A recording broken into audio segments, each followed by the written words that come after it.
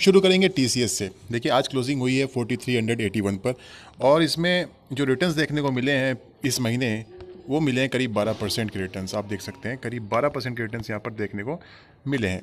तो यहाँ पर एक बड़ा ब्रेकआउट भी देखने को नज़र आ रहा है मंथली बेसिस पर। अगर आप देखते हैं तो यहाँ पर एक इन्वर्स हेड एंड शोल्डर का ब्रेकआउट देखने को मिला है और जिसके चलते बड़े targets on the cards available हैं होने वाले हैं, यानी कि टारगेट्स बहुत बड़े ऊपर के हैं।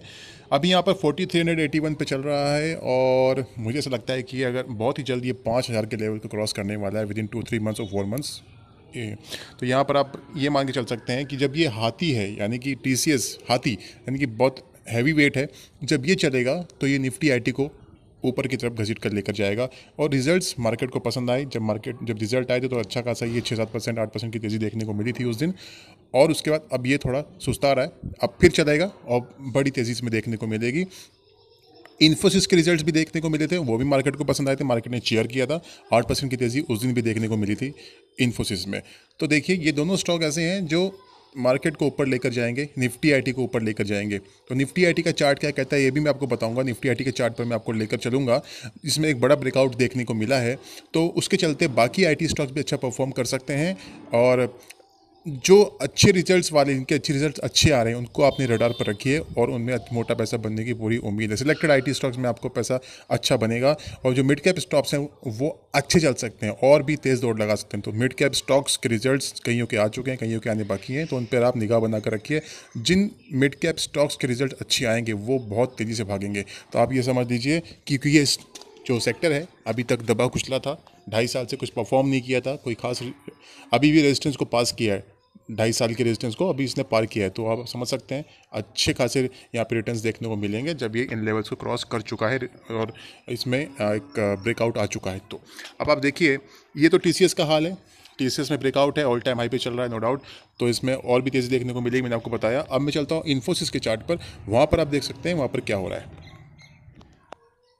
तो अब मैं आपको ले आया हूँ इन्फोसिस के मंथली चार्ट पर। आप देख सकते हैं इसने अभी इस महीने हाई बनाया है 1903 का, राइट, और इसने रिटर्न दिए हैं इस महीने 19.5% के रिटर्न्स। तो आप देख सकते हैं एक रेजिस्टेंस के पास में ही है और मंथली क्लोजिंग होने वाली है 2 दिन के बाद, राइट। आज 29 तारीख है, 31 तारीख को मंथली क्लोजिंग हो जाएगी। तो मंथली क्लोजिंग बेसिस पर अगर 1900 के ऊपर क्लोज देता है तो मंथली ब्रेकआउट भी हो जाएगा और टीसीएस में तो ऑलरेडी ब्रेकआउट है। तो ये 2 हैवी स्टॉक्स हैं जिनके मार्केट को रिजल्ट्स पसंद आए थे और विप्रो के रिजल्ट्स कोई खास पसंद नहीं आए थे, लेकिन हाँ क्योंकि इस पूरा सेक्टर दबा हुआ है तो ये भी चल सकते हैं अभी आगे के उसके लिए कि आगे अच्छा परफॉर्म करेंगे तो शायद विप्रो भी थोड़ा बहुत चले या साइडवेज रहे। लेकिन ये जो हैवी वेट्स हैं टीसीएस और इन्फोसिस ये मार्केट को ऊपर लेकर जाएंगे, निफ्टी आईटी को ऊपर लेकर जाएंगे। और करीब महीना भर पहले मैंने एक वीडियो बनाई थी जिसमें मैंने बताया था, अभी महीना भी नहीं हुआ है, मैंने उसमें बताया था कि आईटी सेक्टर चल सकता है। उस समय पे निफ्टी आईटी कहाँ पर था, किस लेवल पर था, वो भी आप देख सकेंगे।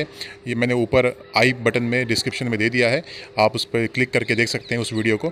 तो उसके बाद अच्छे रिटर्न दे चुका है। और देखिए HCL टेक के रिजल्ट्स जो थे वो मिले जुले थे तो वो भी चल सकता है, वो भी अच्छा परफॉर्म कर सकता है अभी।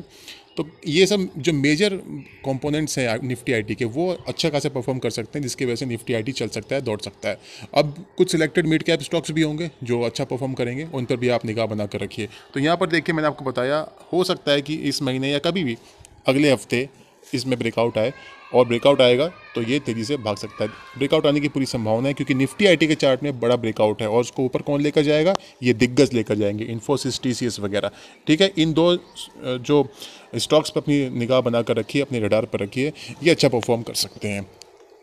तो अब मैं आपको निफ्टी आईटी के चार्ट पर लेकर चलूँगा और इन्फोसिस का जो पैटर्न है उसके चलते मुझे ऐसा लगता है कि बहुत ही जल्द ही आपको शायद 2400-2500 के लेवल्स बहुत जल्दी दिखा दे अगले 4-5 महीने के अंदर, मेरा ऐसा मानना है। यानी कि यहाँ से भी करीब 40% के रिटर्न्स मिल सकते हैं। कोई बाय सेल की रिकमेंडेशन नहीं है, मैं अपना व्यू बता रहा हूँ, यहाँ पर ऐसा हो सकता है। कुछ भी खरीदारी करने से पहले अपना एनालिसिस खुद करें। ओके फ्रेंड्स, तो अब मैं आपको लेकर चलता हूँ निफ्टी आईटी के चार्ट पर। तो देखिए निफ्टी आईटी का हमने डेली चार्ट ओपन किया है, 40,820 पर आज क्लोजिंग देखने को मिली है 0.38% की गिरावट के साथ। लेकिन देखिए इसका जो ट्रेंड है वो पॉजिटिव है, ब्रेकआउट दे दिया है निफ्टी आईटी ने और अच्छे रिजल्ट्स के साथ ये ब्रेकआउट देखने को मिला है। काफ़ी अच्छे रिजल्ट्स देखने को मिले हैं मार्केट से की जो उम्मीद थी उससे अच्छे रिजल्ट्स देखने को मिले हैं TCS, इन्फोसिस वगैरह के। विप्रो के रिजल्ट थोड़े डिसअपॉइंटिंग थे और HCL टेक के भी मतलब बॉर्डर लाइन पे ही थे, आप ये समझ लीजिए। तो लेकिन फिर भी जो धुरंधर है, जो हैवी वेट है TCS और इन्फोसिस, इनके चलते बड़ा ब्रेकआउट देखने को मिला है। अब यहाँ पर आप देखेंगे आज 29 तारीख है और 31 तारीख को मंथली क्लोजिंग हो जाएगी। तो मंथली बेसिस पर भी अगर आप देखेंगे तो बड़ा ब्रेकआउट देखने को स्पष्ट दिखाई पड़ रहा है, यहाँ पर आप देख सकते हैं। और ये है कप विद हैंडल का ब्रेकआउट। कप विद हैंडल का ब्रेकआउट के चलते यहाँ पर जो टारगेट्स होंगे बहुत ऊपर के टारगेट्स देखने को मिलेंगे, क्योंकि ये सेक्टर देखिए करीब करीब इसको कितना समय हो गया है इन लेवल्स के आसपास। ये देखिए 2022 फरवरी 2022 यानी कि 2 साल से ऊपर का समय हो, करीब 2.5 साल हो चुके हैं अब जाकर इन लेवल्स को क्रॉस किया है। तो देखिए ये सेक्टर अभी चला नहीं था, अब इस सेक्टर की बारी आ गई है। मुझे ऐसा लगता है रिजल्ट्स ये प्रेजेंट कर रहे हैं कि अब ये सेक्टर चलेगा। अभी और भी कुछ जो मिड कैप कंपनीज़ हैं IT की, उनके रिजल्ट आने बाकी हैं, कुछ के आ चुके हैं।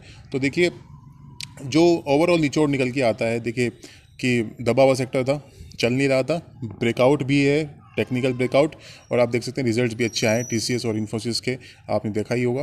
तो उसके चलते मुझे ऐसा लगता है कि यहाँ पर सेंटिमेंट सुधरेंगे और जैसे कि डॉलर स्ट्रेंथनिंग हो रही है यानी कि रुपया कमज़ोर हो रहा है, तो उसके चलते भी एक सपोर्ट मिलेगा इसके बढ़ने में, यानी कि और जो इंटरेस्ट रेट कट होने की जो एक होप है उसके चलते भी IT सेक्टर अभी बढ़िया परफॉर्म कर सकता है आगे आने वाले कुछ महीने कुछ साल के लिए। यानी कि अगले 1 साल तक तो मेरा इसमें जो एक नज़रिया है वो बहुत पॉजिटिव है। अगले 1-1.5 साल तक तो ये बढ़िया परफॉर्म करना ही चाहिए, उसके आगे रिव्यू करेंगे। तो यहाँ पर देखिए इसके चलते इसके रिजल्ट जो टेक्निकल चार्ट्स पर जो दिख रहा है उसके चलते इसके क्या टारगेट्स बन सकते हैं। देखिए टारगेट्स तो हम एक कुछ ना कुछ टारगेट्स निकालने पड़ते हैं। अगर आपको शॉर्ट टर्म के लिए आप या ट्रेडिंग करते हैं उसके कुछ टारगेट्स निकालने पड़ते हैं, लेकिन आप इसको रिव्यू करते रहें।